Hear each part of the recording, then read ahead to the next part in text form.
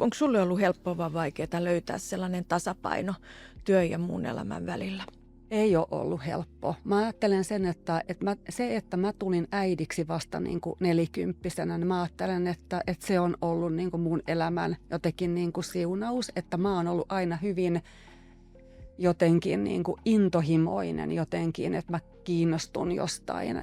Nuorempana se oli urheilu ja sitten jossain kohtaa se oli just nämä teologia ja antiikin filosofiset kysymykset ja sitten psykologia. Mä ajattelen, että mä olen sellainen ihminen, että mä tunnistan sen itsessäni, että mulla on taipumus niin kuin mennä niin kuin äärirajoille ja viedä itteni jotenkin niin kuin tavallaan niille niin kuin rajoille, missä se hyvinvointi alkaa niin kuin horjua.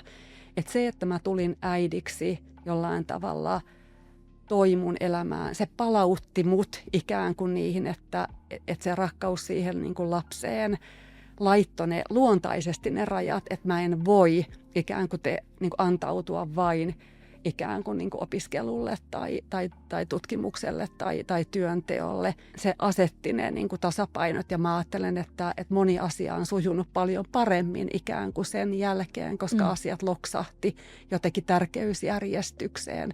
Mulle työ on edelleen tosi tärkeää ja mä ymmärrän hirveän hyvin niitä mun asiakkaita, jotka vaikka joille se oma työ on vaikka niin intohimoinen, ja siinä on korkeat niin kuin tavoitteet ja jotenkin näin. Ja mä ajattelen, että se ei ole niin kuin huono asia, mutta että mistä se tasapaino niin kuin löytyy. Ja mä ajattelen, että joskus me tarvitaan jotain myös ulkopuolisia ikään kuin rajoja, jos niiden ikään kuin sisäsyntyisesti asettaminen voi olla joskus haastavaa.